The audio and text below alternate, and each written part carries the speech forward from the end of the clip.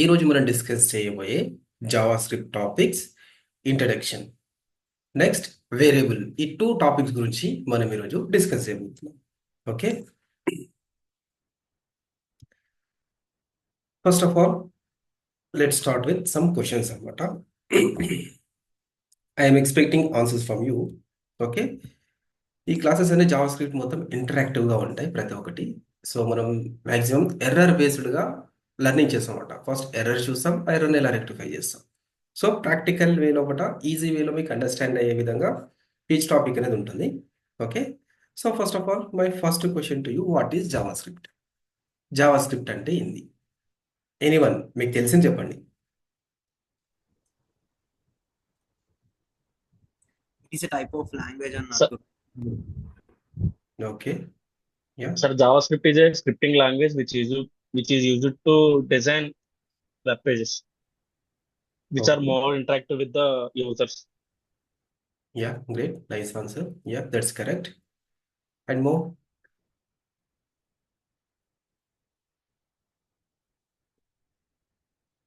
Yeah, మీకు తెలిసింది చెప్పండి, లేకపోతే good good to start. Okay, anyone? So already ఎవరైనా తెలిసిన వాళ్ళు ఉంటే చెప్పండి, like Shravani, Kishore. So already I think you know about that. Swami know, Jay also know something. Yeah, Arun, Arun is in, yeah, he is in chat. Yeah, somewhere మీకు ఏదైనా doubt ఉండి మాట్లాడలేని సిచ్యువేషన్స్లో ఒకటి ఏమైనా ఉంటే నాకు హ్యాండ్ సింబల్ పంపించండి. హ్యాండ్ సింబల్స్ ఉంటాయి కదా, సో హ్యాండ్ సింబల్ చూడగానే చార్ట్ చూస్తారు ఒకవేళ ఫ్లో లోపల చూడకపోయి ఉంటే. Okay, okay, it is client side scripting language. Okay, nice. So అవన్నీ కరెక్టే మీరు చెప్పినవి. దాంతోపాటు ఇన్ డెప్త్గా ఇంకొంచెం మీకు జావా స్క్రిప్ట్ అంటే ఏంది అనే దాని గురించి ఇంకొంచెం బేసిక్ లెవెల్లో వెళ్దాం. ఓకే, సో జావా స్క్రిప్ట్ అనేది హై లెవెల్ ప్రోగ్రామింగ్ లాంగ్వేజ్.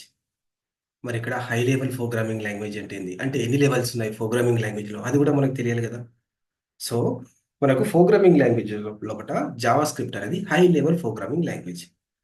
సరే, ఈ హై లెవెల్ ఏందో చూద్దాం. సో ఈ హై లెవెల్ తెలవాలంటే దీంట్లో ఉండే లెవెల్స్ వచ్చేసి మనకు లో లెవెల్, హై లెవెల్ అని చెప్పేసి ఉంటాయి. మరి what is low level language, what is high level language, ఈ రెండింటి గురించి కూడా తెలుసుకుందాం. సో ఇప్పుడు మీరు స్క్రీన్ మీద చూస్తున్నారు కదా, ఈ యొక్క సర్కిల్ ఉంది కదా, లైక్ ఈ సర్కిల్లో ఏదైతే నెంబర్స్ ఉన్నాయో ఈ నెంబర్స్ చూస్తే మీకు ఏమైనా అర్థమవుతుందా? Give me response. So Binary code, Binary code.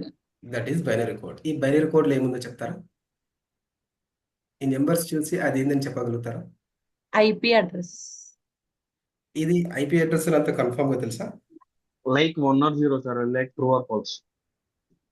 Okay, అవి ట్రూ ఆర్ ఫాల్స్ ఉంటాయి. సో సింపుల్గా చెప్పాలంటే ఇప్పుడు మనం ఏవైతే ఇక్కడ నెంబర్స్ ఉన్నాయో ఆ నెంబర్స్ చూస్తే మనకు అర్థం కాదు, మనం ఇంప్లిమెంట్ చేస్తేనే అది ఏందైనా తెలుస్తుంది, అంతే. ఇది ఎవరికి, ఏ హ్యూమన్ బీయింగ్కి ఇచ్చినా సరే ఇది ఏంది అని చెప్తే మ్యాక్సిమం ఆన్సర్ చెప్పరు. వై? బికాస్ ఇది బైనరీ కోడ్. ఈ బైనరీ కోడ్ అనేది మిషన్స్ మాత్రమే అండర్స్టాండ్ చేసుకుంటాయి. What is that machines? ఈ యొక్క కంప్యూటర్స్ అన్నమాట. మరి ఈ విధంగా బైనరీ కోడ్ని అండర్స్టాండబుల్ ఏదైతే చూస్తున్నారో ఈ కోడింగ్ని కంప్లీట్గా మనం లో లెవెల్ ప్రోగ్రామింగ్ లాంగ్వేజ్ అంటాం. Okay, which is understood by machines. Those language we call low level language. మరి what is high level language? High level language అంటే విచ్ ఈస్, ఇప్పుడు ఇక్కడ రైట్ సైడ్లో కనిపిస్తుంది కదా, ఇది చూడగానే ఏంది అనే విషయం మనకు అర్థమైపోతుంది. ఆల్మోస్ట్ ఎవరికైతే ఇఫ్ కండిషన్ గురించి తెలుస్తుందో ఇదేందో కూడా కంప్లీట్గా అర్థమైపోతుంది, రైట్? ఎస్, మీరు రెస్పాన్స్ ఇస్తూ ఉండాలి. Okay, yeah, Yes, sir. Yes, sir. Last classes లాగా సైలెంట్గా ఉండకూడదు, ప్రతి ఒక్కరు రెస్పాన్స్ ఇవ్వాలి.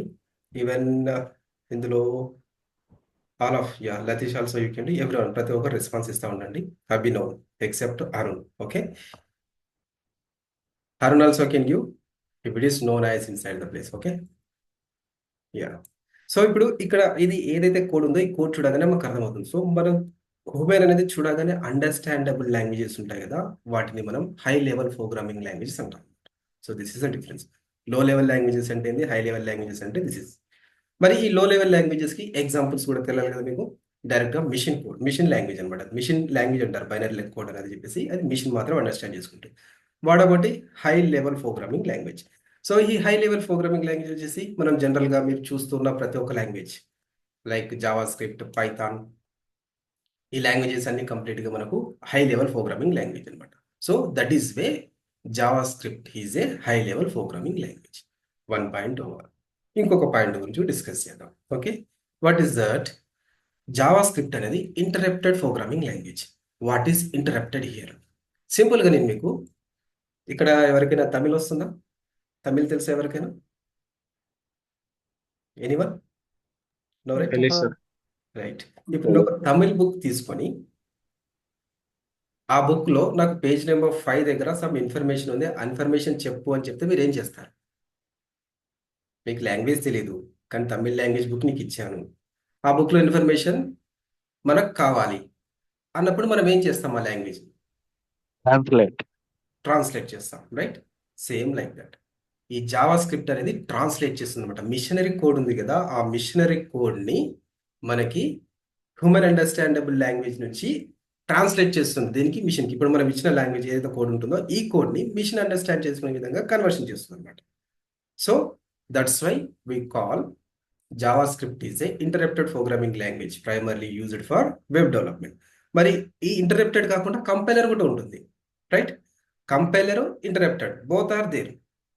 సో కంపైలర్ కూడా ట్రాన్స్లేట్ చేస్తుంది, ఇంటరప్టెడ్ కూడా ట్రాన్స్లేట్ చేస్తుంది. మళ్ళీ రెండింటి మధ్యలో డిఫరెన్స్ ఏంది అది కూడా మనకు తెలియాలి కదా. Let's start. సో కంపైలర్కి బెస్ట్ ఎగ్జాంపుల్ లాంగ్వేజెస్ ఏంటంటే ఎక్కువ మనం కంపైలర్ యూజ్ చేసేటివి C++ అనమాట.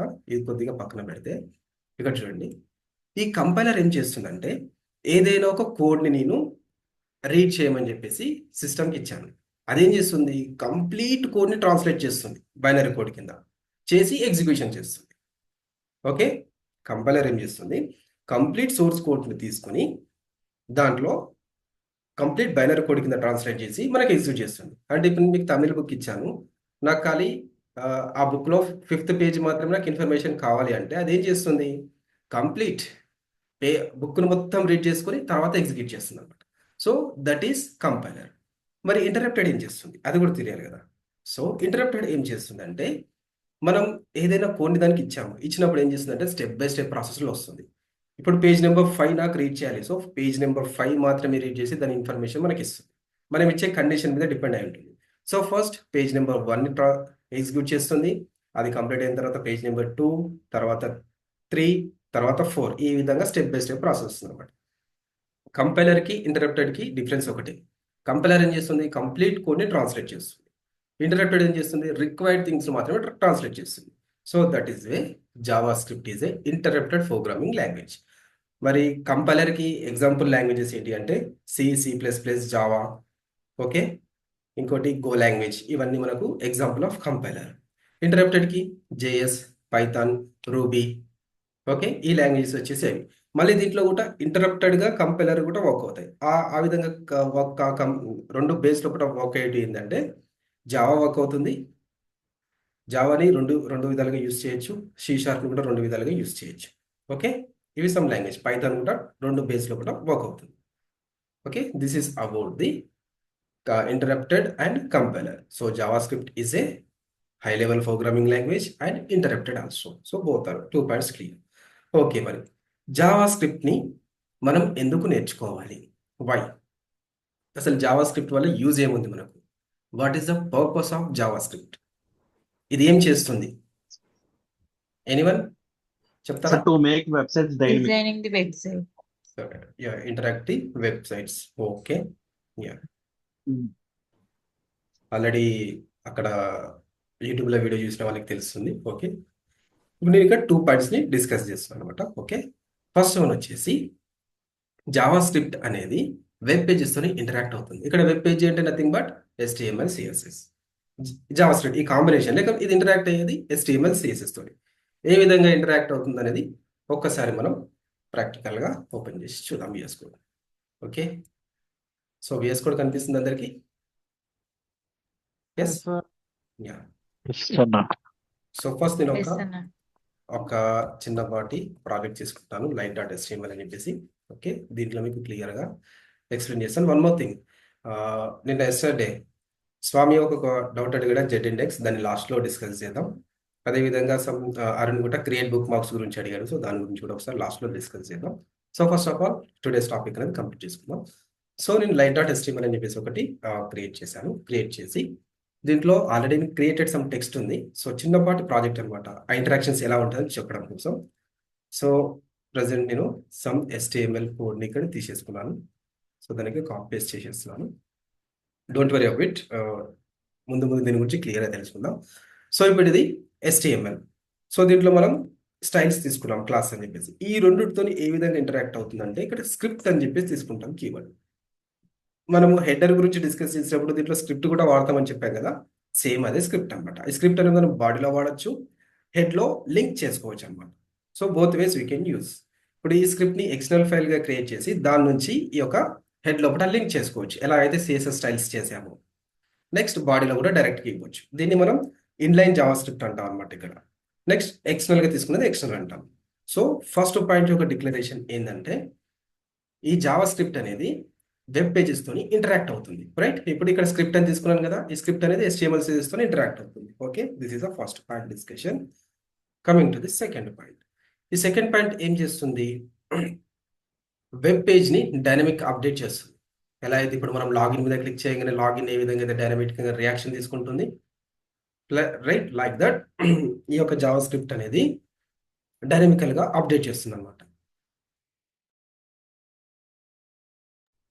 ఓకే, ఇది ఎలా ఇంటరాక్ట్ అవుతుంది అనేది ఒక చిన్న ప్రాజెక్ట్. ఏం ప్రాజెక్ట్ అంటే స్విచ్చింగ్ ద లైట్. ఒక స్విచ్చింగ్ ద లైట్ అనేది ఒక చిన్న CSS పేజ్, HTML పేజ్ని క్రియేట్ చేసి దాంట్లో స్విచ్ చేసినప్పుడు మనకు లైట్ అనేది రావాలి, స్విచ్ ఆఫ్ చేసినప్పుడు లైట్ అనేది వెళ్ళిపోవాలి. సో ఈ యొక్క డైనమిక్ యాక్షన్ ఎలా క్రియేట్ అవుతుందని చూద్దాం. Okay, so first of all దీన్ని మనం ఇక్కడ ప్రివ్యూలోకి తీసుకెళ్ళిపోతాం. So preview, yeah. సో ఇక్కడ నేను ఇచ్చిన కోడ్ ఏదైతే ఉందో దాంతో స్విచ్ అని చెప్పేసి వచ్చేసింది. ఇప్పుడు హౌస్ కన్స్ట్రక్షన్ చేసేటప్పుడు ఎలా అయితే మనం స్విచెస్ తీసుకుంటాం, అలా ఇప్పుడు HTML యూస్ చేసి జస్ట్ స్విచ్ బోర్డ్ మాత్రమే తీసుకుంటాం. ఓకే, ఈ స్విచ్ బోర్డ్కి సమ్ కలర్ ఇవ్వాలి. సో కలర్ ఇవ్వడం కోసం ఏం చేస్తాం, హౌసెస్లో అయితే డైరెక్ట్ పెయింట్ తీసుకొచ్చేస్తాం కదా. సో ఇక్కడ మనం ఏం చేస్తాం, స్టైల్స్ తీసుకుంటాం. ఓకే, ఈ స్టైల్స్ కూడా ఆల్రెడీ రెడీమేడ్గా ఉన్నాయి, అది కూడా క్లిక్ చేస్తాను. సో ఈ యొక్క స్టైల్స్ జస్ట్ జావా స్క్రిప్ట్ అనేది ఎలా డైనమికల్గా వర్క్ అవుతుందన్న దానికోసం ఎగ్జాంపుల్ క్రియేట్ చేస్తాను అనమాట. Okay, yeah. ఇప్పుడు చూడండి, సమ్ లైట్ అనమాట, ఇది కింద స్విచ్, జస్ట్ స్ట్రక్చర్ ఉంది కానీ కలర్ ఉంది. దీంట్లో డైనమిక్ యాక్షన్ అనేది లేదు. ఇప్పుడు నేను స్విచ్ మీద క్లిక్ చేశాను అనుకోండి, there is no response, right? Dynamical అనేది యాక్షన్ అనేది లేదు. అంటే నేను ఒకటి చేయాలనుకుంటున్నాను, అది యాక్ట్ అవ్వట్లేదు. లైట్ వేయాలనుకుంటున్నాను, యాక్ట్ అవ్వట్లేదు. అంటే దీంట్లో కరెంట్ అనేది పాస్ అవ్వట్లేదు అనమాట హౌస్ లోపల. సో దీంట్లో మనం కరెంట్ పాస్ చేయడం కోసం ఈ యొక్క జావా స్క్రిప్ట్ని యూజ్ చేస్తాం. ఓకే, ఈ జావా స్క్రిప్ట్ కోసం కూడా సమ్ కోడ్ నేను ఇక్కడ రెడీగా పెట్టాను, కోడ్ని కాపీ పేస్ట్ చేసేస్తాను. Right, light.html script. ఇప్పుడు చూడండి, సో దీంట్లో ఈ డాక్యుమెంట్ ఏంది, ఈ నెక్స్ట్ ఈ యొక్క యాడ్ ఈవెంట్ లిజనర్ ఏంది, వీటన్నిటి గురించి మనం కూడా అప్కమింగ్ సెషన్స్లో కూడా చాలా నీట్గా అండర్స్టాండ్ చేసుకోబోతున్నాం. Okay, no worries about this. Just ఇక్కడ నేను ఏదైతే డైనమిక్ యాక్షన్ అంటున్నానో దాని గురించి మాత్రం చూడండి. నేను స్విచ్ ఆన్ చేయగానే డైనమిక్ యాక్షన్ అంటే లైట్ వచ్చేసింది, స్విచ్ ఆఫ్ చేయగానే లైట్ వెళ్ళిపోయింది. సో ఈ విధంగా డైనమిక్ యాక్షన్స్. ఎప్పుడైతే మనం లాగిన్ మీద క్లిక్ చేస్తామో డీటెయిల్స్ అన్ని డేటాబేస్కి సబ్మిట్ అవుతాయి. ఓకే, రిజిస్టర్ అయినప్పుడు రిజిస్టర్ సబ్మిట్ అవుతుంది. ఈ యొక్క డైనమిక్ యాక్షన్స్ని కంప్లీట్గా ఈ జావా స్క్రిప్టే చేస్తుంది. So this is about the dynamic action, about this 2 points అనమాట. వెబ్ పేజ్తో ఇంటరాక్ట్ అవుతుంది, డైనమిక్ యాక్షన్స్ని క్రియేట్ చేస్తుంది. This is about the JavaScript. Okay, shall move to the next. మనం కొద్దిగా ఒక 2-3 మినిట్స్ పేషెన్స్ తోని హిస్టరీ ఆఫ్ జావా స్క్రిప్ట్ ఏందనేది తెలుసుకుందాం. ఓకే, అసలు ఈ జావా స్క్రిప్ట్ ఎప్పుడు క్రియేట్ చేశారంటే 1995లో కూడా క్రియేట్ చేశారు. ఎవరు క్రియేట్ చేశారు, బ్రెండన్ ఈచ్ అనే సైంటిస్ట్ అనేది క్రియేట్ చేశాడు. వీళ్ళు నెట్స్కేప్ కమ్యూనికేషన్ కార్పొరేషన్లో కూడా వర్క్ చేస్తున్నప్పుడు మోచా అనే నేమ్తోనే ఒక డైనమిక్ యాక్షన్ క్రియేట్ చేసే పేజీని క్రియేట్ చేశారనమాట ఈ బెండన్ రిచ్ అనే ఈ యొక్క సైంటిస్ట్. దీని తర్వాత దీని నేమింగ్ కన్వెన్షన్ అనేది లైవ్ స్క్రిప్ట్గా చేంజ్ చేశారు. దాని తర్వాత ఈ టైం లోపల జావా అనేది చాలా పాపులర్.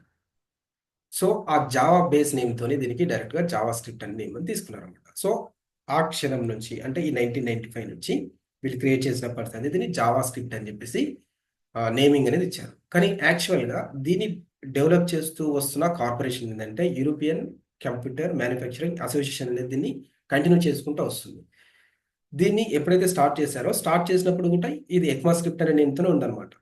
సో ఈ ఎక్మా స్క్రిప్ట్ 0, 1, 2, 3 అని చెప్పేసి ఈ విధంగా అప్డేషన్ వెళ్ళిపోయాయి. కానీ నేమింగ్ కన్వెన్షన్ మాత్రం జావా స్క్రిప్ట్ అని పిలుస్తాం. ఇది ఇన్బిల్ట్ ఎక్మా స్క్రిప్ట్ అన్నా జావా స్క్రిప్ట్ అన్నా ఇవన్నీ ఒకే గ్రూప్ చెందినవి అనమాట కంప్లీట్గా. ఓకే, జస్ట్ దీని హిస్టరీ చూద్దాం ఒక 2-3 మినిట్స్ లోపల. ఫస్ట్ ఎక్మా స్క్రిప్ట్ 0 వచ్చింది అనమాట 1995 లోపల, జస్ట్ ఇనిషియల్ డెవలప్మెంట్ ఇది. దాని తర్వాత 1 లోపల some standardise JavaScript concepts ని ఇనిషియలైజ్ చేశారు. ఎక్మా స్క్రిప్ట్ 2 వరకు కూడా అంత పాపులారిటీ లేదు. ఎప్పుడైతే 3 వచ్చిందో 3 నుంచి అప్పుడు వేరే లాంగ్వేజెస్ కి కాంపిటీషన్ ఇవ్వడం స్టార్ట్ చేసింది అనమాట జావా స్క్రిప్ట్ అనేది. ఓకే, సో దీంట్లో ట్రై క్యాచ్, రెగ్యులర్ ఎక్స్ప్రెషన్స్, ఇవన్నీ ఎర్రర్ హ్యాండ్లింగ్, తర్వాత మేజర్ అప్డేట్స్ గురించి అబెండెడ్. దాని తర్వాత డైరెక్ట్గా 10 years తర్వాత స్ట్రిక్ట్ మోడ్ని ఇంట్రడ్యూస్ చేశారు. అరేస్ ఆబ్జెక్ట్ మెథడ్ న్యూ సింటాక్సెస్ని ఇంట్రడ్యూస్ చేశారు. ఇక్కడ వరకు ఓల్డెడ్ వర్షన్గా మనం తీసుకుంటాం అనమాట. అప్ టు ఎక్మా స్క్రిప్ట్ 5 వరకు జావా స్క్రిప్ట్ బేసిక్స్ అంటాం లేదా ఓల్డెన్ వర్షన్స్ అంటాం. కానీ ఎప్పుడైతే ఎక్మా స్క్రిప్ట్ అనేది ఎంటర్ అయ్యిందో 2015లో ఇదంతా అడ్వాన్సేషన్ అనమాట. ఇదంతా అడ్వాన్స్ జావా స్క్రిప్ట్ కిందకి వస్తుంది. ఈ ఎక్మా స్క్రిప్ట్ లోపల ఏవైతే ఇంట్రడ్యూస్ చేస్తారో అవి స్టిల్ మేజర్ ప్రాజెక్ట్స్లో మెనీ ప్రాజెక్ట్స్లో యూస్ చేస్తూ ఉన్నాం. సో యారో ఫంక్షన్స్ అని, క్లాసెస్ అని, ఈ యొక్క వేరియబుల్స్ కానీ, ప్రామిసెస్ కానీ, టెంప్లెట్ రిటర్న్స్ కానీ, ఇవన్నీ ప్రతి ఒక్కటి ప్రజెంట్ ఏ ప్రాజెక్ట్ అయినా ఎక్మా స్క్రిప్ట్ నుంచి క్రియేట్ అయిన ఈ అడ్వాన్స్ జావా స్క్రిప్ట్ సంబంధించిన ఏవైతే కాన్సెప్ట్స్ ఉంటాయో అవి మాత్రమే యూజ్ చేస్తూ ఉన్నారు అనమాట. ఇంకా వీటిలో అప్డేట్స్ అన్ని వెళ్ళిపోతూ ఉన్నాయి. ఈ ఎక్మా స్క్రిప్ట్ వచ్చిన వాటికి వీటికి యాడ్ అవుతూ పోతున్నాయి అనమాట. అవి ప్రతి ఒక్కటి ఈ ప్రోటోటైప్స్ కానీ, అసింక్స్ ఫంక్షన్స్ కానీ, నెక్స్ట్ ఆబ్జెక్ట్స్ లో కూడా some implementations, next rest operators, split operators గురించి, ప్రామిసెస్, మ్యాప్స్ గురించి, మళ్ళీ ఆబ్జెక్ట్స్లో కూడా సమ్ ఇంట్రడ్యూషన్. సో ఈ విధంగా స్టెప్ బై స్టెప్ యాడ్ చేసుకుంటూ వెళ్ళిపోతూ ఉన్నారు. సో వీటి గురించి కూడా మనం అప్కమింగ్ క్లాసెస్లో ఒకట మనం రిక్వైర్డ్ థింగ్స్ని ఎక్కువగా ప్రాజెక్ట్స్లో యూజ్ చేసేది మన యాజ్ పర్ అవర్ సిలబస్ ఏదైతుందో వాటన్నిటి గురించి కూడా మనం డిస్కస్ చేస్తాం. So this is the history of the Java script. ఇక ఫైనల్ థింగ్, జావా స్క్రిప్ట్ అనేది మనకి జావా స్క్రిప్ట్ లోపల 2 things, లైబ్రరీస్ ఉంటాయి, ఫ్రేమ్వర్క్స్ ఉంటాయి. ఓకే, ఈ జావా స్క్రిప్ట్ లోపల లైబ్రరీస్ వచ్చేసి రియాక్ట్, అదేవిధంగా జేక్వెరీ. ఇలా కాకుండా చాలా లైబ్రరీస్ ఉంటాయి. ఇవి మాత్రమే పాపులర్గా మార్కెట్లో ఉన్నాయి కాబట్టి వాటిని మాత్రమే ఇక్కడ నేను తీసుకున్నాను.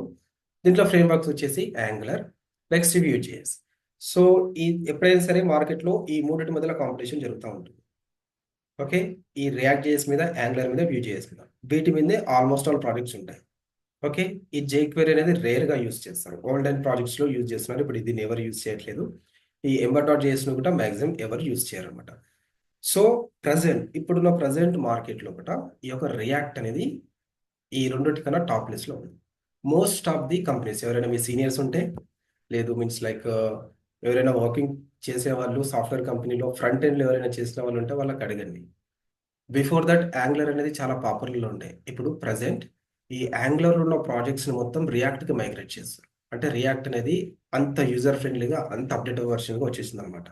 ఓకే, సో ఈ యాంగులర్ని కోడ్ రాయాలన్నా కూడా కొంచెం కాంప్లెక్స్ ఉంటుంది కంపేరింగ్ టు రియాక్ట్.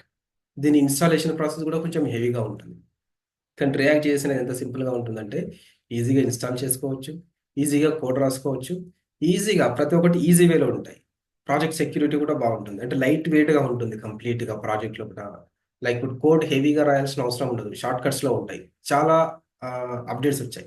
సో ఎప్పుడైతే మనం రియాక్ట్ గురించి స్టార్ట్ చేస్తామో అప్పుడు దీని గురించి ఇంకా ఇన్డెప్త్గా దీని ఇంట్రడక్షన్, దీన్ని మొత్తం A to Z అని మీకు చెప్తాను రియాక్ట్ గురించి. So this is the Java script, one of the famous library. దీంట్లో ఫ్రేమ్వర్క్స్ కూడా ఉంటాయి. So this is about the complete introduction of Java script. Any questions? Yeah, ఏమైనా మీరు జనరల్గా దీని గురించి తెలుసుకోవాలనుకుంటే మీరు అడగవచ్చు. ఎనీథింగ్, ఇంకేమైనా అడిషనల్గా మీరు ఏమైనా ఇన్ఫర్మేషన్ తెలుసుకోవాలనుకుంటే you can regarding this Java script. లైబ్రరీకి ఫ్రేమ్వర్క్ కి డిఫరెన్స్ ఏంటి సార్? లైబ్రరీ అనేది డైరెక్ట్గా దీంట్లో ఇంపార్టెంట్ ఇంపార్టెంట్ లైక్ థింగ్స్ ఉంటాయి అనమాట. లైక్ జావా స్క్రిప్ట్ నుంచి డైరెక్ట్ గా వచ్చే some word third party libraries కానీ సంథింగ్స్ ఇవన్నీ ఈ రియాక్ట్ లోపల ఉంటాయి. రియాక్ట్ అనేది వేరే లైబ్రరీస్ నుంచి కూడా సమ్ కంటెంట్ ను తీసుకునేది యూజ్ చేసుకోగలుగుతుంది. కానీ ఫ్రేమ్ వర్క్ అనేది కాదు. ఫ్రేమ్ వర్క్ ఎలా అంటే సమ్ ఇన్బిల్ట్ అనమాట, కంప్లీట్ గా దాంట్లోనే ప్రతి ఒక్కటి ఉంటాయి. లైక్ సెటిల్డ్ అనమాట కంప్లీట్ గా. సో వేరే థర్డ్ పార్టీ దగ్గరికి వెళ్ళాల్సిన అవసరం ఉండదు. ప్రతి ఒక్కటి దాంట్లోనే ఉంటుంది. సో దాని బేస్ నుంచి దాంట్లో ఒకటినే ప్రతి ఒక్క ఇంప్లిమెంటేషన్ అనేది ఉండిపోతుంది. ఓకే, సో ఫ్రేమ్ వర్క్ అనేది ఫుల్ ఫ్లెజ్డ్. వేరే ఇంకొక పర్సన్ యొక్క హెల్ప్ తీసుకోవాల్సిన అవసరం ఉండదు. కానీ లైబ్రరీ అనేది అలా కాదు. వేరే దగ్గర నుంచి హెల్ప్ తీసుకోవడం, వేరే దాని నుంచి యాడ్ చేసుకుంటూ పోవడం, ఇలా ప్రతి ఒక్క దానికి యూజర్ ఫ్రెండ్లీగా సపోర్ట్ చేసుకుంటూ వెళ్ళిపోతాం. అలా మేజర్గా సెక్యూరిటీస్ ప్రాజెక్ట్స్కి ఈ ఫ్రేమ్ వర్క్స్ని యూజ్ చేస్తారు. మ్యాక్సిమం సెక్యూరిటీస్ ఉండేదానికి అంత సెక్యూరిటీ అవసరం లేదన్న దానికి రియాక్ట్ యూజ్ చేస్తారు. కానీ ఇప్పుడు రియాక్ట్ కూడా సెక్యూరిటీని ప్రొవైడ్ చేస్తుంది. తక్కువ డ్రాబ్యాక్ ఉండేది, సెక్యూరిటీ డ్రాబ్యాక్ ఉండేది. ఇప్పుడు ఇవన్నీ ఓవర్కమ్ చేసుకుంటూ ఈ అన్ని ఫ్రేమ్ వర్క్స్ని అన్నిటిని లీడ్ చేస్తూ ముందుకు వెళ్ళిపోతుంది అనమాట రియాక్ట్ అనేది. Okay, okay sir.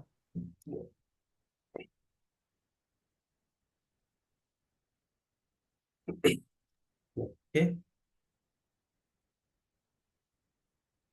Next variable గురించి డిస్కస్ చేద్దాం. Yeah, let's start with variable. So first of all variable గురించి తెలియాలంటే ఒక చిన్న ఎగ్జాంపుల్ తీసుకొని దాని ఎక్స్ప్లెనేషన్ మీద స్టెప్ బై స్టెప్ ప్రాసెస్లో వెళ్ళిపోదాం. Okay, yeah. సో ఎగ్జాంపుల్, ఒక బ్యాగ్ ఉంది. నేను ఒక మార్కెట్కి వెళ్ళినప్పుడు మనం ఏం చేస్తాం, జనరల్గా వెజిటేబుల్స్ కానీ ఫ్రూట్స్ కానీ దీంట్లో స్టోర్ చేసి తెచ్చేసుకుంటాం. సేమ్ అదే విధంగా variable like any language, Java script అనే కదా, ఇక్కడ ఏ లాంగ్వేజ్ అయినా సరే ఒక వేరియబుల్ అని చెప్పేసి ఉంటుంది. ఆ వేరియబుల్ లోపల మనం డేటాని స్టోర్ చేసుకుంటాం. బ్యాగ్లో ఎలాగైతే స్టోర్ చేసుకొని తెచ్చేసుకుంటామో సేమ్ అదే విధంగా వెబ్సైట్ని పాస్ చేయడం కోసం వేరియబుల్ లోపల సమ్ డేటాని మనం స్టోర్ చేసుకుంటాం. ఓకే, ఈ వేరియబుల్ అనేది డేటాబేస్ యొక్క కంటైనర్ అవుతుంది. అంటే డేటా ఏదైతే మెయింటైన్ చేస్తామో దాని యొక్క కంటైనర్ అవుతుంది. దాంట్లో డేటా పెట్టేసుకుంటాం. దీన్ని ఎలా పెట్టుకుంటాం అంటే ఒక చిన్న ఎగ్జాంపుల్. ఇప్పుడు మెసేజ్ అనేది వేరియబుల్ అనుకున్నాం అనుకో, ఆ వేరియబుల్ లోపల సమ్ డేటాని స్టోర్ చేయాలనుకుంటున్నాం. హెలో అని మెసేజ్ పంపించాలనుకుంటున్నాం. సో అది ఈ మెసేజ్ లోపల స్టోర్ చేసుకుంటాం. స్టోర్ చేసిన తర్వాత ఈ మెసేజ్ని మనం ఎప్పుడైతే కాల్ చేస్తామో అప్పుడు ఈ హెలో అనేది మనకు కనిపించేస్తుంది. ఓకే, ఓకే దెన్ సో దీన్ని ఎలా డిక్లరేషన్ చేస్తాము, ఎలా ఇనిషియలైజ్ చేస్తాము అనేది కూడా స్టెప్ బై స్టెప్ క్లియర్గా చూద్దాం. Okay, right. So first var అని చెప్పేసి వేరియబుల్ తీసేసుకుంటాం. Okay, this is variable. మనకు వేరియబుల్కి ఒక నేమ్ ఇవ్వాలి కదా. సో దాన్ని ఇక్కడ వేరియబుల్ నేమ్ కింద తీసుకుంటాం. లైక్ మెసేజ్ అని తీసుకుంటాం, లేదు ఒక కంటైనర్ సంథింగ్ ఏదైనా నేమ్, ఇక్కడ వేరియబుల్ నేమ్ అని చెప్పేసి తీసుకుంటాం. ఈ రెండింటి కాంబినేషన్ వేరియబుల్ ఇచ్చి వేరియబుల్ నేమ్ ఇవ్వడాన్ని మనం డిక్లరేషన్ అని చెప్పేసి ఉంటుంది. వేరియబుల్ డిక్లరేషన్ చేసిన తర్వాత దీనికి మనం సమ్ వాల్యూని అసైన్ చేయాలి. సో అసైన్ చేయడానికి మొదలు మీడియేటర్ కావాలి కదా, దాన్ని మనం ఆపరేటర్ అంటాం. ఇక్కడ నేను ఈక్వల్ టు ఆపరేటర్ అని తీసుకుంటున్నాను. Okay, this is one of the operator. Okay, ఈ ఆపరేటర్ గురించి కూడా మనం అప్కమింగ్ సెషన్స్లో కూడా క్లియర్గా డిస్కస్ చేస్తాం. ఓకే, నెక్స్ట్ దీనికి సమ్ డేటాని అసైన్ చేసేస్తున్నాం, ఎనీ డేటా. సో దీన్ని డేటా అనేది అసైనింగ్. సో ఈ యొక్క పార్ట్ని మనం వేరియబుల్ డిక్లరేషన్ అంటాం. దీనికి ఎప్పుడైతే వాల్యూని అసైన్ చేస్తామో దీన్ని కంప్లీట్గా వేరియబుల్ డిక్లరేషన్ అండ్ ఇనిషియలైజేషన్ అని చెప్పేసి అంటాం అనమాట. Okay, yeah. ఇదంతా ఎలా ఉంటుందని ఒకసారి మనం VS కోడ్ ఓపెన్ చేసి VS కోడ్లో చెక్ చేద్దాం. ఓకే, సో ఇక్కడ నేను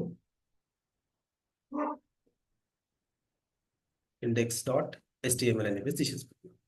ఓకే, ఫస్ట్ దీన్ని క్లోజ్ చేసేస్తాను. Close it. యా, index.html కాదు, మనం జావా స్క్రిప్ట్ గురించి డిస్కస్ చేస్తాం కాబట్టి దీన్ని మనం జావా స్క్రిప్ట్ ఎక్స్టెన్షన్ అని తీసుకుంటాం అనమాట. ఇక్కడ ఈ JS ఏదైతే ఫైల్ ఉందో ఫైల్ ఎక్స్టెన్షన్. ఎప్పుడైతే నేను JS చేంజ్ చేసినప్పుడు ఈ యొక్క సింబల్ కూడా చేంజ్ అయిపోయింది. ఓకే, ఈ విధంగా మనం జావా స్క్రిప్ట్ ఫైల్ని క్రియేట్ చేస్తాం. క్రియేట్ చేసిన తర్వాత దీంట్లో కూడా మనం వేరియబుల్ని డిక్లరేషన్ చేద్దాం. వేరియబుల్ ఎలా డిక్లేర్ చేస్తాం, ఫస్ట్ వేరియబుల్ నేమ్ తీసుకుంటాం. వేరియబుల్ డిక్లేర్ చేస్తాం. దీని తర్వాత నేమ్ లైక్ నేను ఇక్కడ యూజర్ అని చెప్పి తీసేసుకుంటాను. ఓకే, ఏదైనా నేమింగ్ కన్వర్షన్ చేసుకోవచ్చు. ఇచ్చిన తర్వాత దీనికి సమ్ డేటా యాడ్ చేయాలి. సో డేటా నేను తీసుకుంటున్నాను లైక్ హెలో జావా స్క్రిప్ట్ అని చెప్పి తీసేసుకుంటున్నాను. script, right? This is variable declaration and initialization of the value. This is declaration, this is initialisation అనమాట. కంప్లీట్గా వచ్చేసి వేరియబుల్ డిక్లరేషన్ ఇనిషియలైజేషన్ అంట. రైట్, ఇక్కడ వరకు బాగానే ఉంది. మరి దీన్ని ఎలా కాల్ చేస్తాం? ఇప్పుడు సి లాంగ్వేజ్లో అయితే మీరు ఎలా చేస్తారు? సి లాంగ్వేజ్ తెలుసు కదా, సి లాంగ్వేజ్లో ఎలా ఎలా వాల్యూని ప్రింట్ చేస్తారు? Anyone no?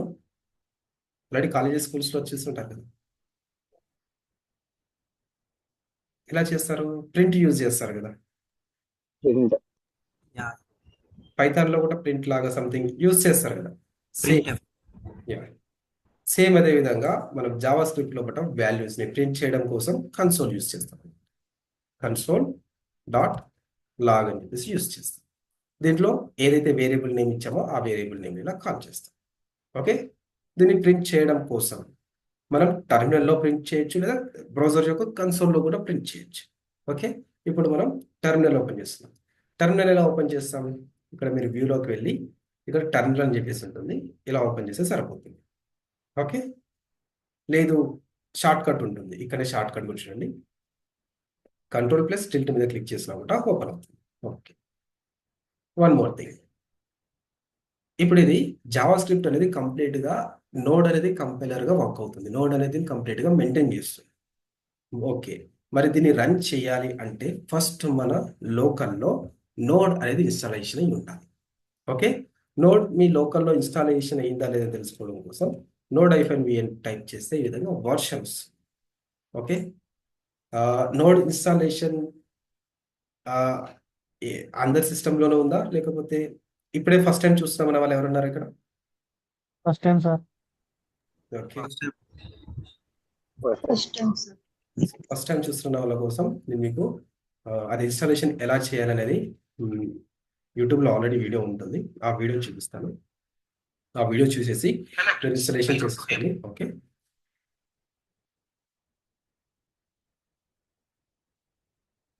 ప్లేలిస్ట్ కరెక్ట్గా మీరు 29 days సిరీస్లో కూడా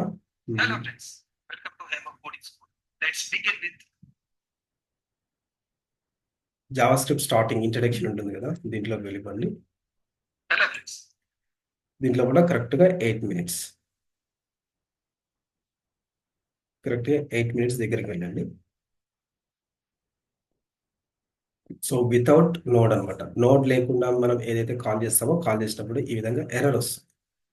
ఓకే, మీరు ట్రై చేసి చూడండి, నోడ్ అని చెప్పేసి టైప్ చేసి చూస్తే ఈ విధంగా సంథింగ్ ఎర్రర్ వస్తుంది. ఓకే, అది లేనట్టు ఒకవేళ లేకపోతే ఈ విధంగా ఇన్స్టాలేషన్ ప్రాసెస్ అనేది చేసేసేయండి. జస్ట్ బ్రౌజర్ లోపలికి వెళ్ళిపోండి.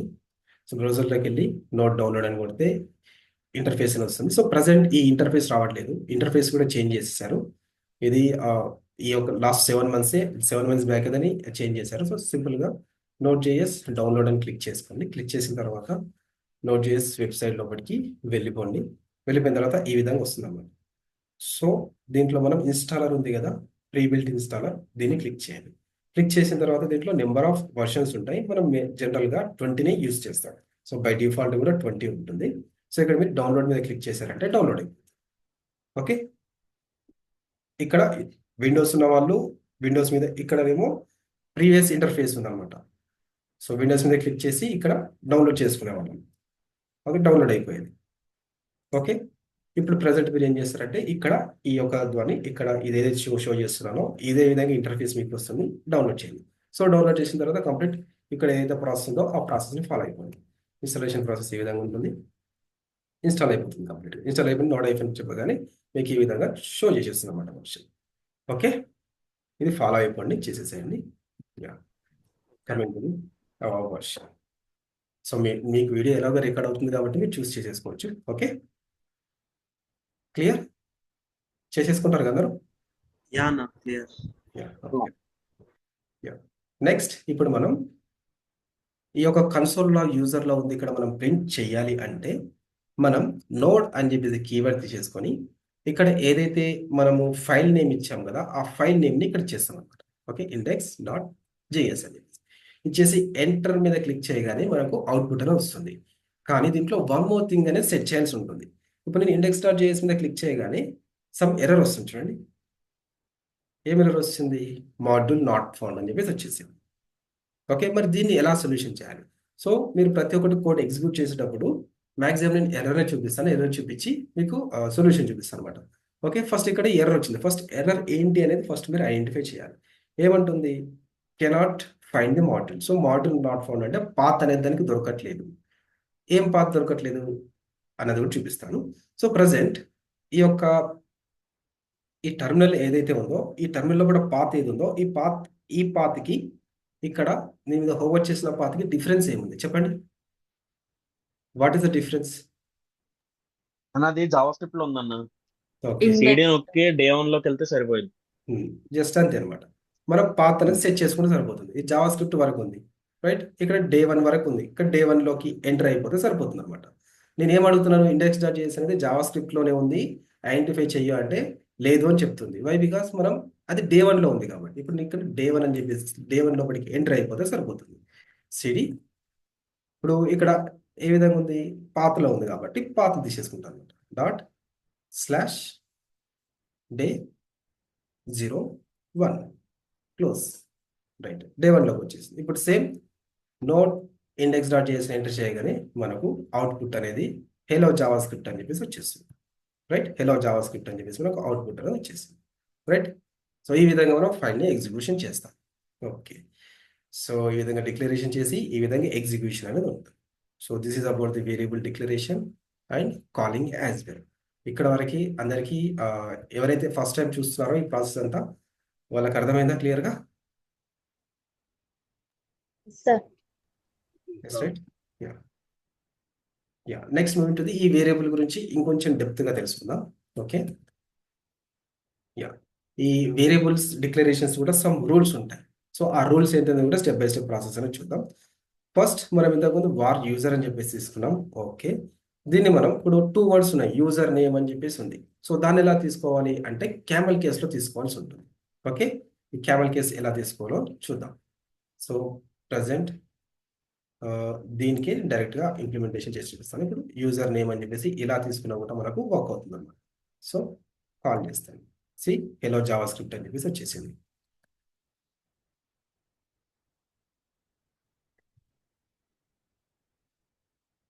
క్లియర్ చేసేసాను, ఎగ్జిక్యూట్ చేస్తాను. సి హెలో జావా స్క్రిప్ట్ వచ్చేసింది. అదేవిధంగా నెక్స్ట్ ఏ విధంగా ఇచ్చేసుకోవచ్చు మనం ఇక్కడ డాలర్ సింబల్ కూడా ఇచ్చేసుకోవచ్చు. సింపుల్గా నేను ఇక్కడికి వెళ్ళి డాలర్ సింబల్ ఇస్తాను. ఇక్కడ ఒకటి డాలర్ సింబల్ ఇలా ఇచ్చినా కూడా ఎగ్జిక్యూట్ అనేది అవుతుంది. నెక్స్ట్ కింద అండర్ స్కోర్ కూడా ఇచ్చేసుకోవచ్చు. ఇప్పుడు నేను ఇది తీసేసి ఇక్కడ అండర్ స్కోర్ అనేది ఇచ్చేస్తున్నాను. దీనికి కూడా నేను ఇక్కడ అండర్ స్కోర్ అని చెప్పేసి ఇచ్చేస్తున్నాను. ఇలా ఇచ్చినా కూడా మనకు ఎగ్జిక్యూట్ అవుతుంది. నెక్స్ట్ ఇక్కడ దీనికి 1 అని చెప్పేసి తీసుకున్నా కూడా అంటే ఫస్ట్ టెక్స్ట్ ఉంటే టెక్స్ట్ తర్వాత నెంబర్ ఏది ఉన్నా కూడా యాక్సెప్ట్ చేస్తుంది. సో ఇలా తీసుకున్నా కూడా వర్క్ అవుతుంది. నెక్స్ట్ యూజర్ 1 ఇలా తీసేసి ఇది ఇక్కడ ఉన్న ఈ అండర్ స్కోర్ కూడా రిమూవ్ చేసి కాల్ చేసినా కూడా వర్క్ అవుతుంది, right? This is next dollar symbol ఇలా నెంబర్ ఉండి ఇక్కడ డాలర్ సింబల్ ఉన్నా కూడా వర్క్ అవుతుంది అనమాట. డిక్లరేషన్స్ ఇన్ని వేస్గా మనం ఇచ్చేసుకోవచ్చు. ఓకే, ఇక్కడ మనం డాలర్ మిస్ చేసాం. సో డాలర్, సో ఏదైనా మిస్ చేసినప్పుడు కూడా ఈ విధంగా రిఫరెన్స్ ఎర్రర్ అని చెప్పేసి వస్తుంది అనమాట. దాన్ని చూసి మనం ఐడెంటిఫై చేసుకొని సొల్యూషన్ ఐడెంటిఫై చేసేసారు. చూడండి ఇక్కడ హెలో జావా స్క్రిప్ట్ అని చెప్పేసి కూడా వచ్చేసింది. ఓకే, ఈ విధంగా డిక్లరేషన్ ఇచ్చేసి మరి ఏ విధంగా డిక్లరేషన్స్ ఇవ్వద్దు అవి కూడా మనకు తెలియాలి కదా, రైట్? ఫస్ట్ నెంబరింగ్ అనేది తీసుకోకూడదు. ఇప్పుడు ఇలా ఉంది కదా, నేను ఇది రిమూవ్ చేసేసి ఇక్కడ రిమూవ్ చేసి ఫ్రెష్గా తీసుకుందాం. ఇప్పుడు యూజర్ నేమ్ ఎగ్జిక్యూట్ చేస్తే హెలో జావా స్క్రిప్ట్ వచ్చేసి ఇక్కడ నేను నెంబర్ తీసుకుంటాను 1 అని చెప్పేసి.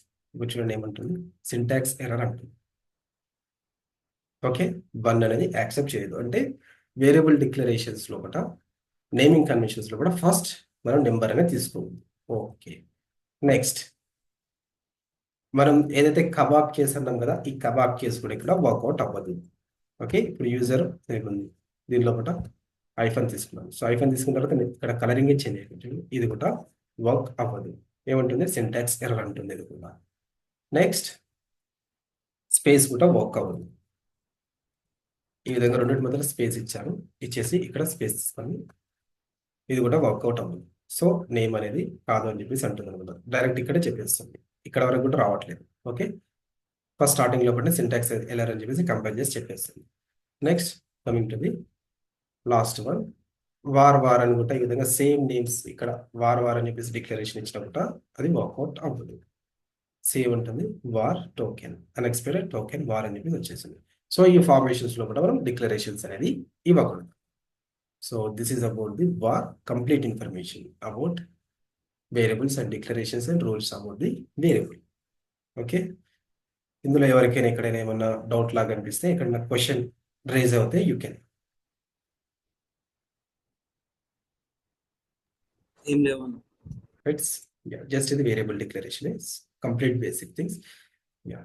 Next, little bit JavaScript role ఏముంటుంది వెబ్సైట్ లో, వెబ్ డెవలప్మెంట్ లో సింపుల్ గా యూజర్ ఇంటరాక్షన్ చేస్తాం. డామ్ మ్యానిపులేషన్ అనేది ఉంటుంది. ఈ డామ్ గురించి మనం చాలా నీట్ గా అప్కమింగ్ సెషన్స్ లో కూడా మనం తెలుసుకోబోతున్నాం. ఓకే, డాక్యుమెంట్ ఆబ్జెక్ట్ మోడల్ గురించి, అసైన్క్రనిక్ ప్రోగ్రామింగ్ కూడా చేయొచ్చు, దీని గురించి కూడా మనం డిస్కస్ చేస్తాం. సర్వర్ సైడ్ డెవలప్మెంట్ గురించి, తర్వాత ఫ్రంట్ ఎండ్ ఫ్రేమ్వర్క్స్ లైబ్రరీస్ లో యూస్ చేస్తారు. జస్ట్ జావా స్క్రిప్ట్ రోల్ చేయండి డెవలప్మెంట్ లాగా దాని గురించి. ఓకేనా? Yeah guys, this is about the JavaScript introduction and variable declaration. So next class లో కూడా మనం డేటా టైప్స్ గురించి డిస్కస్ చేద్దాం. ఓకే, యా జస్ట్ ఒక 1 minute అలాగే ఉంది.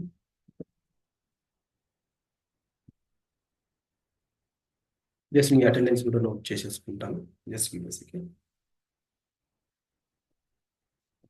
Yeah, directly switch.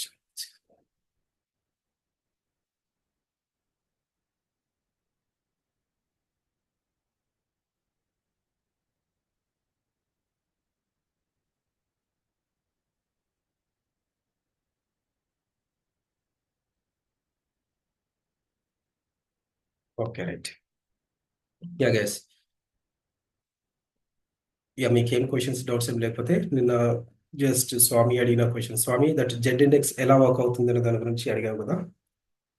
Yes, sir. So దాని గురించి చూద్దాం. బిఎస్ కూడా ఓపెన్ చేస్తున్నాను. సో ఒక చిన్న ఎగ్జాంపుల్ కూడా తీసుకున్నాను దానికోసం. సో డే 1, సో దీంట్లో నేను ఇండెక్స్ డాట్ HTML అని చెప్పేసి తీసేసుకున్నాను.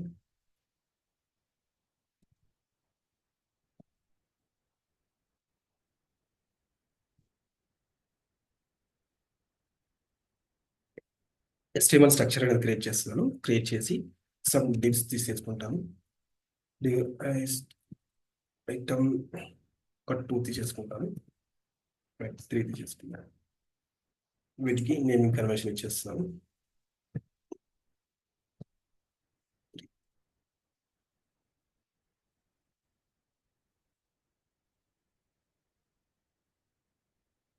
ఓకే, ఈ డివ్స్ కి స్టైల్స్ కూడా తీసేసుకుంటాను. Like as item 1.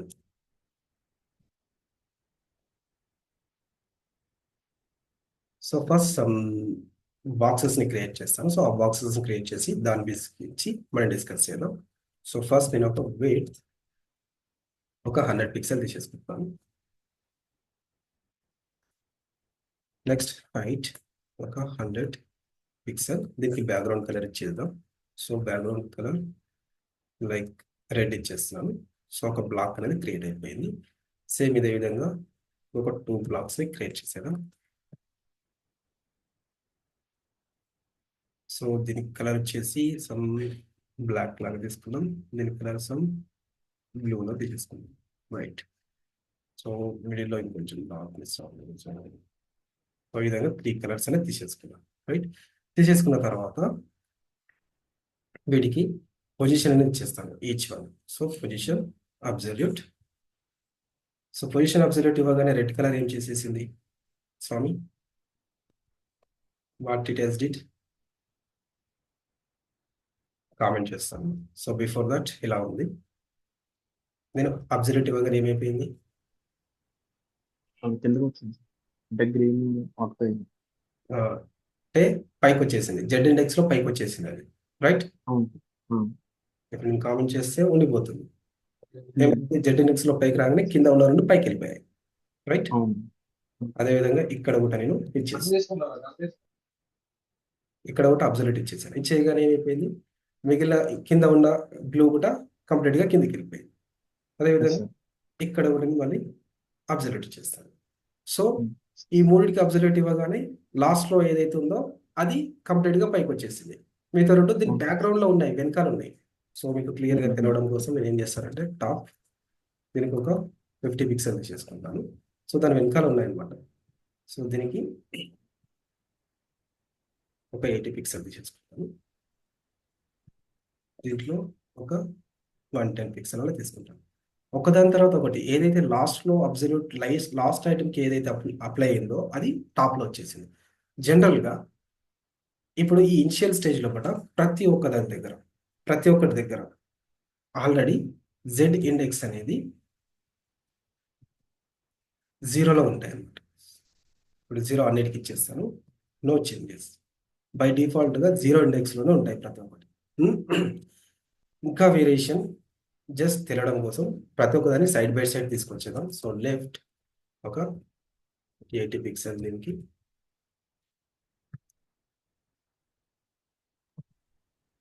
దీనికి 50 పిక్సెల్,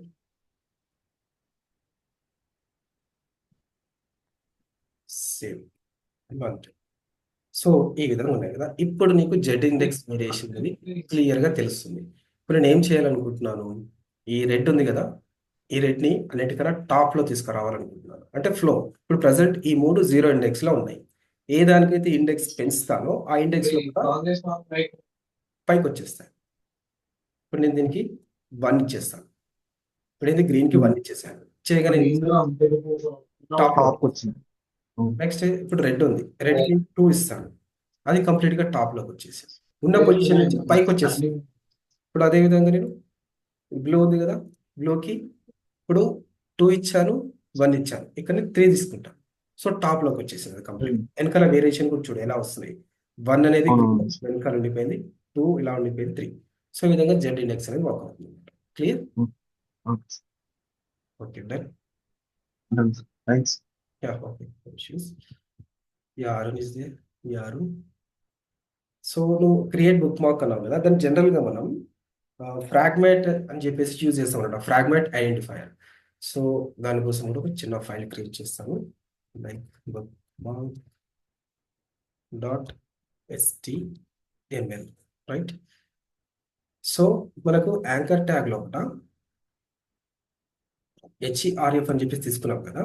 సో దీంట్లో కూడా సో మెనీ టైప్స్ ఉంటాయి అనమాట. మనం ./తో తీసుకోవచ్చు, నెక్స్ట్ ఐడెంటిఫైర్స్ తీసుకోవచ్చు, తర్వాత ఫైల్ నేమ్స్ ఈ విధంగా HTML అని చెప్పేసి తీసేసుకోవచ్చు. ఓకే, సో ఈ విధంగా సమ్ 9 to 10 టైప్స్ ఉంటాయి అనమాట దీంట్లో. ఓకే, దాంట్లో కూడా నువ్వు అడిగింది ఫ్రాగ్మెంట్ ఐడెంటిఫైయర్. సో దాన్ని ఇప్పుడు W3 స్కూల్స్లో కూడా అది ఓల్డర్ వర్షన్ కాబట్టి దాంట్లో కూడా క్రియేట్ బుక్ మార్క్ అని చెప్పేసి ఉంది. ఓకే, యాక్చువల్గా బుక్ మార్క్స్ అంటే మ్యాక్సిమం ఎవరు గుర్తుపట్టరు, సో దాన్ని ఫ్రాగ్మెంట్ ఐడెంటిఫైయర్ అంటారు. సో ఆ ఐడెంటిఫైయర్ ఎలా చేస్తారనేది ఇప్పుడు ఒకసారి చిన్నగా ఇక్కడ క్రియేట్ చేసి చూపిస్తాను మీకు.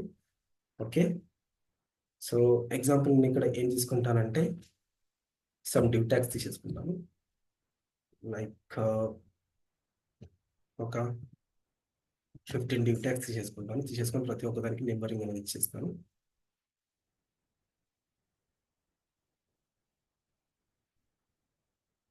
ఓకే, ఒక 5 తీసేసుకొని ఈ 5ని కాపీ పెట్టేద్దాం కంప్లీట్గా. ఫార్మెట్. సో ఈ విధంగా తీసేసుకున్న తర్వాత ఎగ్జాంపుల్ నేను ఒక H2 ట్యాగ్ అనేది తీసేసుకొని దీంట్లో ఒక యాంకర్ ట్యాగ్ తీసేసుకున్న తర్వాత any one of the number, example ఇక్కడ 3 ఉంది కదా, దీన్ని ఇక్కడ 30 చేసేస్తున్నాను ఐడెంటిఫై కోసం. దీంట్లో సమ్ నేమ్ సమ్ ఐడి ఇచ్చేస్తాను. సో ఐడి అనేది ఐడెంటిఫై చేస్తుంది అనమాట, ఫ్రాగ్మెంట్ ఐడెంటిఫైయర్. లైక్ దీన్ని నేను 30 అని చెప్పేసి ఇక్కడ తీసేసుకున్నాను. ఏదైనా నెంబర్ చేసుకోవచ్చు. ఇచ్చేసిన తర్వాత దీనికి లింక్ చేయడం కోసం యాష్ తీసేసుకుంటాను.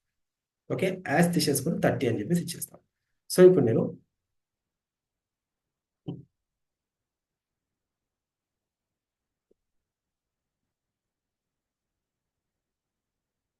రైట్ ఇక్కడ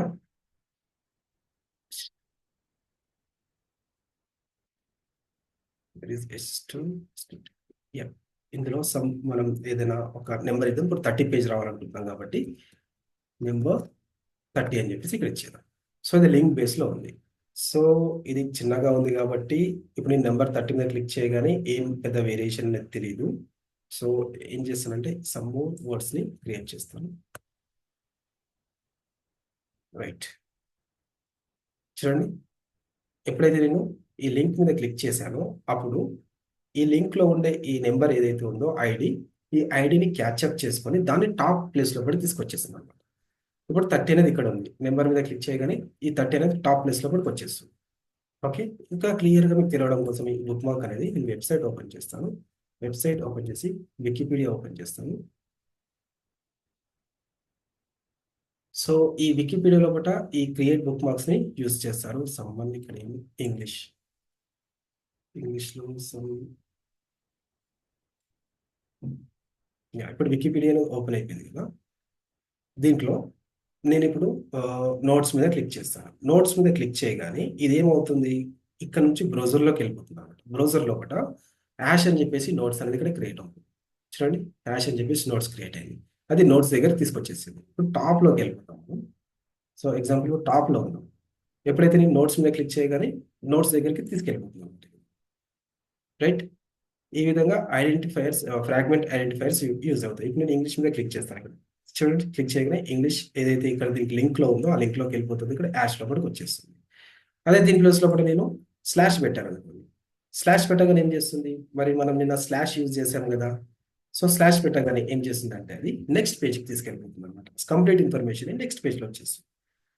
సో సింపుల్గా ఇక్కడ ఈ యాంకర్ ట్యాగ్లో హెచ్ఆర్ఎఫ్ని యూజ్ చేసినప్పుడు స్లాష్ యూజ్ చేసామనుకోండి, అది నెక్స్ట్ పేజ్కి నావిగేట్ చేసుకుంటుంది. స్లాష్ యూజ్ చేసామంటే సేమ్ పేజ్ లోపల టాప్లో కంటెంట్ తీసుకురావడానికి యూజ్ వస్తుంది. సో ఈ విధంగా మనం ఫ్రాగ్మెంట్ ఐడెంటిఫైర్స్ని యూజ్ చేస్తాం. ఈ యొక్క యాష్ ఇచ్చి ఈ యొక్క కంప్లీట్గా ఈ ప్రాసెస్ని చేయడానికి క్రియేట్ బుక్ మార్క్స్ అని చెప్పేసి మనం అంటాం. ఓకే,